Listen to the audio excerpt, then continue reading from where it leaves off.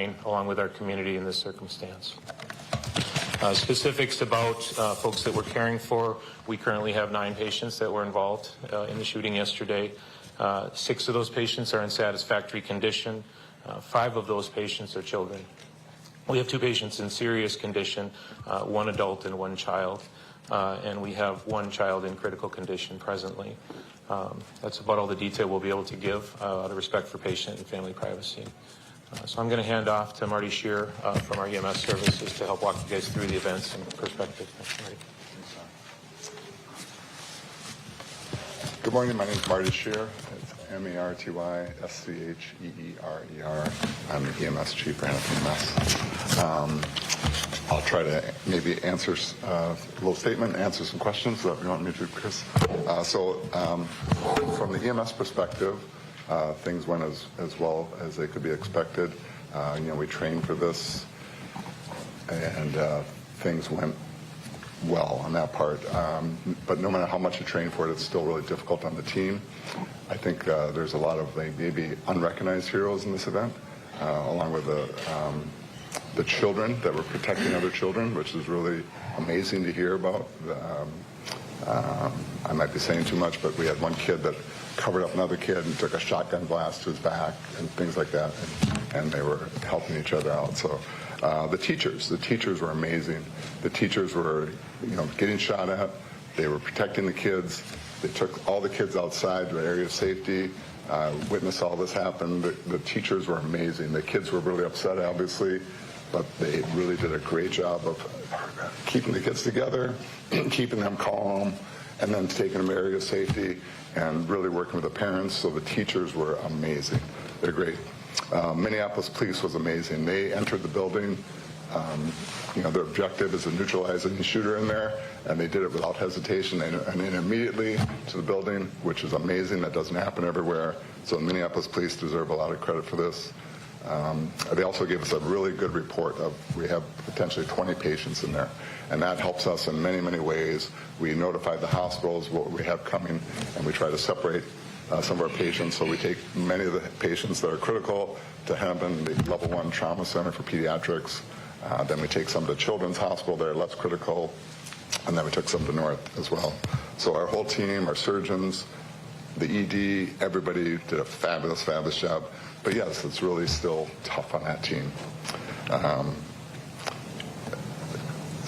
Some people have asked, how do you triage the patients on the scene? So it's a really quick, with in situations like this, it's pretty quick if they're conscious or not. If they have gunshot wounds to the upper body of the head, they're obviously red patients.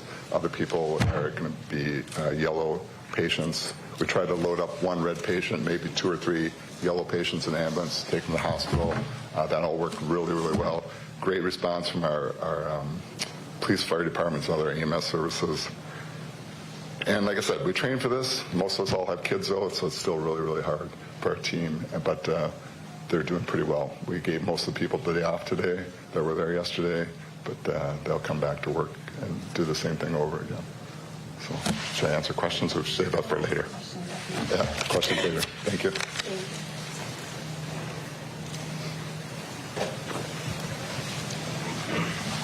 Good morning, everybody. My name is Dr. Aaron Robinson, A-A-R-O-N, R-O-B-I-N-S-O-N. I'm the Assistant Medical Director at Hennepin EMS, and I'm also an emergency physician at Hennepin Healthcare. Yesterday was an incredibly tragic day. The medical directors were paged out a couple minutes after this had happened, and part of our job is to relay information and be a liaison between the hospital systems and the providers on scene. The earlier you activate a mass casualty incident, the better. We can mobilize resources faster, and we can get the folks and the equipment there that are needed to help best care for our most critical trauma patients. When I was en route, I contacted EMS Command, and they had information from police that were going to be upwards of 20 victims or more. With that information and the resources that I knew that Hennepin Healthcare had provided, I activated the MCI within a couple of minutes after knowing that, just to get resources mobilized and to get the folks there that needed to be in the upstaff our emergency department for patients to be received. In trauma, when you're talking about caring for a trauma patient in the pre-hospital setting out in the field, minutes and seconds matter.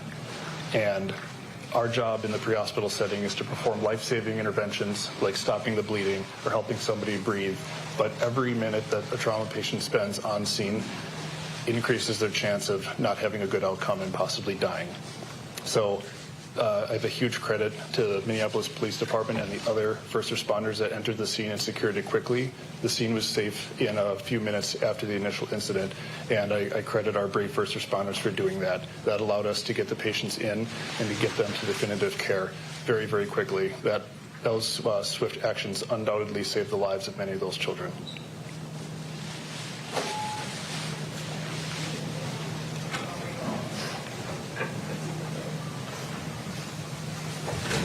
Hi, everybody. My name is Dr. Tom Wyatt, W-Y-A-T-T. I'm chair of emergency medicine at Hennepin Healthcare.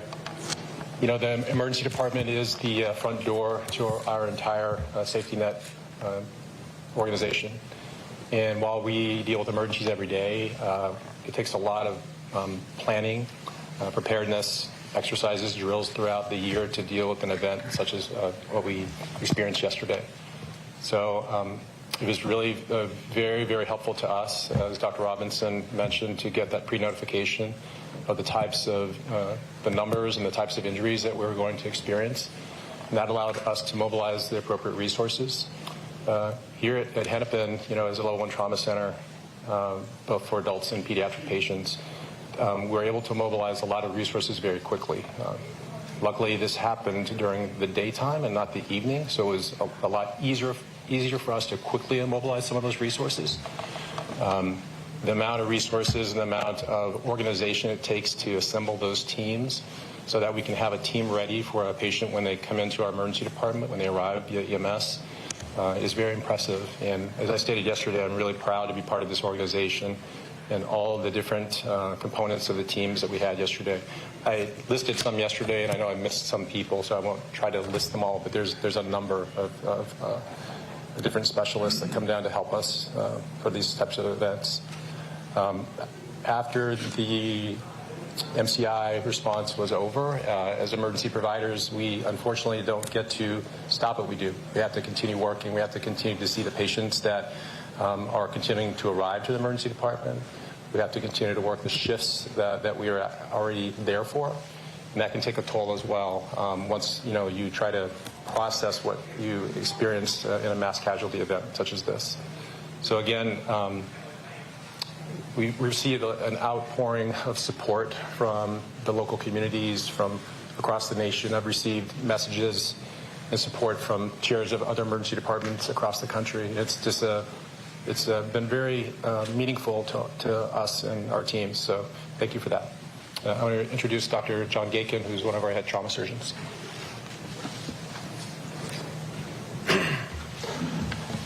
Hello, everybody. Thanks for coming today. My name is John Gakin, one of the trauma surgeons, Jon, G as in George, Ayken.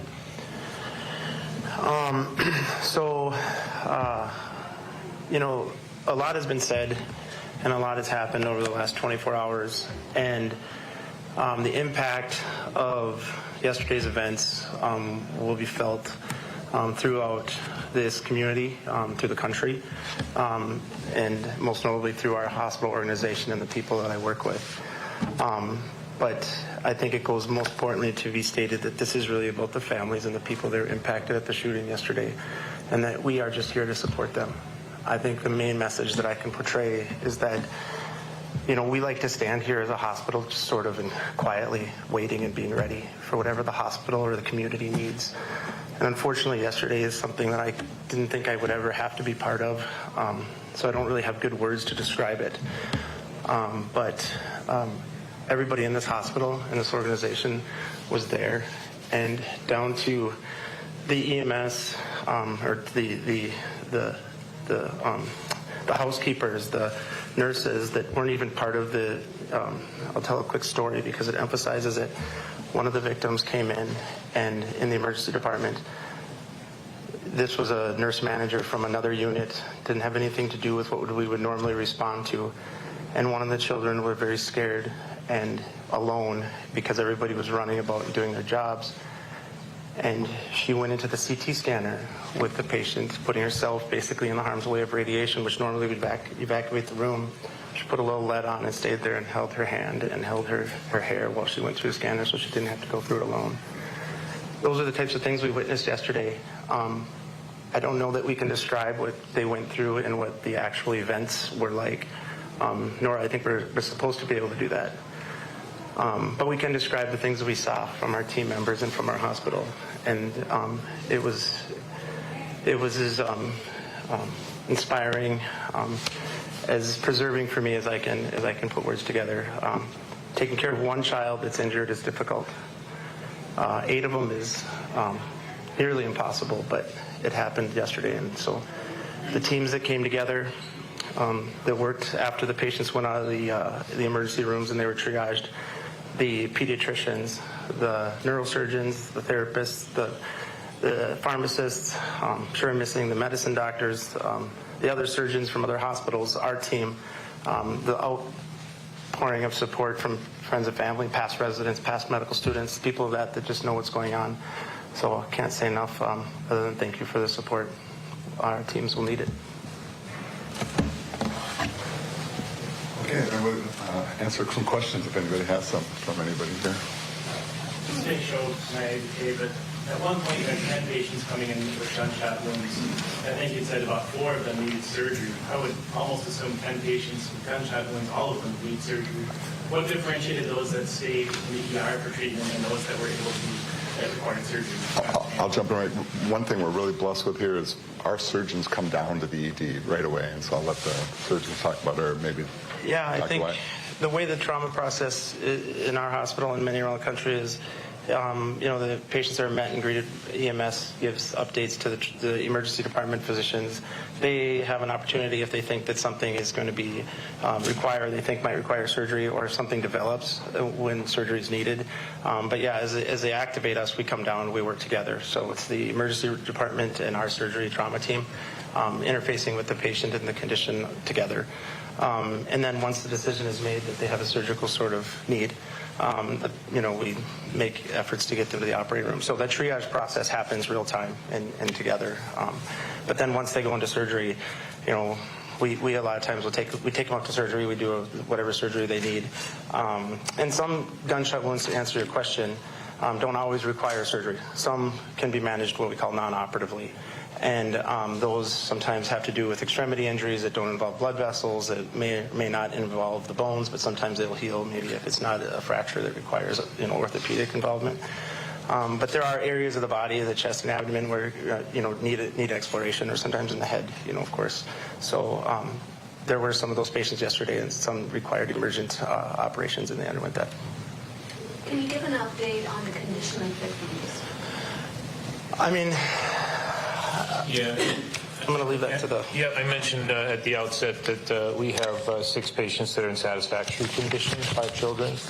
We have 2 in serious condition, 1 adult, 1 child, and 1 patient yet in critical condition who's a child. Correct. I believe 1 patient was discharged, yeah. Yeah. Started with 10. Yeah, we're discharging 1, maybe 2 this morning. 6 in satisfactory, 3 in serious, and 2 in serious and 1 in critical condition. 1 critical. Thank you. The 2 in serious are expected to survive? Yes, I believe so. I think it's more touch and go. I'd rather not share more detail at the present. So. I have a question for the doctor. Really appreciate you sharing, long as at CBS News, the story about a member of the healthcare team who was there just supporting children, because I think the entire nation is feeling a bit of that. And as you said, your attention is on the families, and I understand that a member of your team was both working as a healthcare provider and a mother. Can you tell us anything about the critical care pediatric nurse, Amy Jean Dreyer, and her actions yesterday? We can't. I mean, our structure of how we protect patients and families doesn't allow us to comment specifically on circumstances. I'm sorry. Understood. Yeah. I just wanted to give you an opportunity to praise one of your own. I would, yeah, I'm going to defer. I would say all the families are asking for prayers and support, so that's about as much as I'm willing to share. We did have a number of people that have children at the school. One of our paramedics has a student there. I know several nurses have students there, so it was impactful for the whole organization. Yeah. Thank you. What was that initial response like? How many EMS personnel, how many ambulances, how many did you send up? So the question is how many people responded to the scene. So initially it came in as the active shooter, so we activated Plan 1, which normally gets us about 6 ambulances and a supervisor and a doctor. But when we heard the 20 patients potential, then we go to Plan 3, which gets us about 20 ambulances, all of our medical direction team, everyone, and we have some mutual aid from other sources also back up our system. So we had a really, really great response. Our team was actually at Station 27, which is like 3 or 4 blocks away. And so we were ready to go. We waited for the police to give us the okay to come in, and which took just a minute or two. And then we were on scene right away, and we started transporting right away. And I think we transported the first patient within less than 10 minutes of the call, the time the call came in. And then I think we're done transporting people after 25 minutes from the time the call came in. With 20 ambulances, how many people? I think we ended up using a dozen or so ambulances and transported 17, I believe is the number. The 3 different area hospitals. Other questions? Can I just follow up on your point? Can you tell us more about how the community, and specifically here at Hennepin Healthcare, given the connection to the school, how they're dealing with this? I can't speak. Everyone deals with individually differently, but I know our team is really resilient and strong, but you can train for this all you want, but ultimately it's still really challenging with little kids. Yeah, it's hard. And we would add, in terms of grief and handling trauma, it's day 2, 3, 4, 5, 6, where it starts to slow down and those deeper thoughts start to come. So we're supporting our teams. They're heroes over there, but they're human also. So. Yeah, and we have a great mental health resources as well. We have our psychiatric people come and met with the team. We do a hot wash. We have them chat with all the individual providers. We have other mental health resources in there. But it's usually, days or weeks later that really kind of hits home to everybody, and so we'll see how it goes. But with the kids, it's just once again a different element of the process that makes it more challenging. I think kids, and also when you get other first responders that are injured, that also is challenging. So, but I think overall our team's doing really well. We have a lot of trauma that happens and a lot of gunshot wounds. This one's just a little bit different though. Other questions for anybody? Could you address some of the efforts that were made on site in terms of life-saving measures that made a difference in terms of timing to get the patients to the hospital? Sure, I'll let Dr. Robinson address that. Beyond the overwhelming majority of these shooting type scenarios, police are the ones that actually apply the tourniquets. That is a major key in trauma care to stop the bleeding. When we're dealing with a trauma patient, the first step is to stop the bleeding because they're not going to survive if they continue to bleed even for a few minutes. So the first couple steps is applying tourniquets to extremities to stop the bleeding, and then applying pressure to other wounds that are maybe in the torso or in the trunk, as well as applying seals over any holes that we might find in the chest from bullets or knives or anything. Those are the key things for initial life-saving measures, followed by helping people breathe if they're not breathing effectively, and then transporting them to the hospital. So specific to this, I know that you're not disclosing a lot of information in respect to patient privacy, but specific to this, can you talk about some of the things that were done that really made a difference and what that time frame was? Yeah, leaving specifics out of it, the really critical things that were done was bleeding was controlled quickly, and people's torso, those wounds were bandaged and packed very quickly. That made a key difference because we've got upwards of 20 patients that are potentially bleeding to death, and that's a lot of blood that is needed very quickly if we need to give those folks blood at the hospital. So big credit to stopping the bleeding, and that'll happen within 1 or 2 minutes of police getting on scene. After they secured the scene, they were the ones tending to the victims and applying those life-saving interventions. I'll jump in and add a little bit. And time, it's like Dr. Robinson talked about time. So we're pretty blessed here. Listen, our crews got there quick. We transport the hospital quick. They get the ED quick. The surgeons are there quick. Ultimately, they need surgery. They have to, sew up the areas that are bleeding. And so the quicker we can get them to surgery, and our surgical team is really the key. They talk about the golden hour. It's not an hour. You don't have an hour. You have minutes. So the team did great. When you have a victim who is a bigger body mass and they're hit with gunfire, that's one thing. Of course, it depends on where they're hit.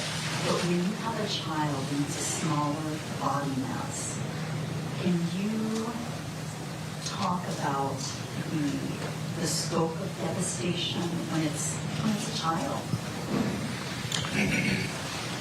I mean, I think, so the psychological aspect, I think I mentioned a little bit earlier, how, managing one child is difficult. Managing a multitude of children at the same time takes an enormous amount of resources. But I think, if you're talking specifics about like ballistics and the injury, am I getting your question? Like you're talking about what the bullet does to the specific body part? Not necessarily, just that, you have a smaller body mass and a bullet. Yeah. And on the smaller body mass, the potential for the devastation is Yeah, so children, when they're injured, have a unique ability to sort of maintain their circulation in their life, sort of like their blood pressure and their heart rate and stuff, keep themselves alive until they don't. So adults are a little bit more telling. Children are seemingly, they sort of are kind of plugging along, and then all of a sudden they're not. And we'll talk a little bit about the minutes and seconds and sometimes matter. But in these circumstances, one bullet wound to a chest in a child, if it's in a place where there's big blood vessels and things that could end your life quickly, there's not as much room for error. And so you have to, evaluate them quickly and manage them efficiently and fix basically the holes that are made from the bullets. But as far as I don't know if I'm answering your question correctly, but the stakes are a bit higher. I think would be the answer, the short answer. Yeah. Please, go ahead. Given the number of casualties, how remarkable is it that we are not hearing about more fatalities? Yeah, I prayed about that on the way in yesterday when we were working on it about how this was going to work out and what this was going to look like, because there were a lot of gunshot wounds in places that were meant to kill people, and if there is such a thing as a silver lining to this, there was less casualties than what possibly could have been. So there could have been a lot of fatalities, and it doesn't take away from the pain that those that did not survive are going through. But this was meant to kill people. I'll just add, I think that also it's really a testament to the system, the trauma system that we've built in this organization. I would also say that the training that the kids did surprisingly paid off. They all laid on the floor. They covered each other up. That was key. Yesterday, I asked police about how many kids or people were in the church when this happened. They're still trying to figure out our estimate. But for you that were at the scene, any idea of how many people were there, parents or kids or parishioners that might have been in the church? I think there was a few hundred. I think there was every class, which is about 15 plus people, and it was kindergarten through 6th, 7th grade, something like that. And then there's teachers, there's other parishioners in there, there were some parents in there. So I can't give you a clear number, but it was full. It was a lot of people. Yeah.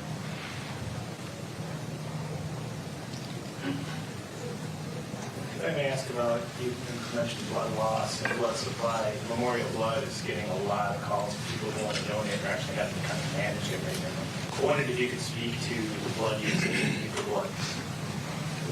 Dr. Robinson?